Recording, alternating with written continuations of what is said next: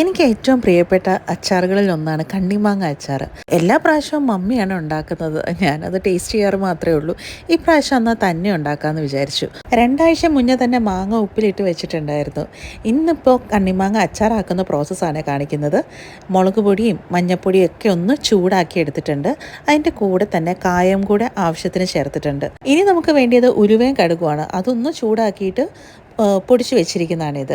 നന്നായിട്ട് പൊടിയൊന്നും വേണ്ട, ഒന്ന് ക്രഷായി കിട്ടിയാൽ മാത്രം മതി. നമ്മൾ മാറ്റി വെച്ച ഉപ്പുമാങ്ങയുടെ വെള്ളവും കൂടെ നമ്മൾ ചേർത്ത് നന്നായിട്ടൊന്ന് മിക്സ് ചെയ്ത് കൊടുക്കുന്നുണ്ട്.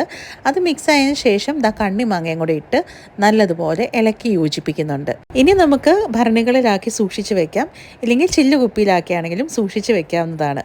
പെട്ടെന്നുണ്ടാക്കി കഴിക്കാൻ പറ്റുന്ന ഒരു അച്ചാറല്ല ഇത്.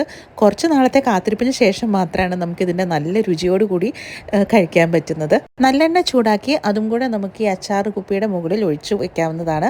അങ്ങനെയാണെങ്കിൽ കുറേ നാൾ കേടുകൂടാതെ നമുക്കിത് സൂക്ഷിക്കാനായിട്ട് പറ്റും. പുതിയ വിശേഷങ്ങളുമായിട്ട് വീണ്ടും കാണാം.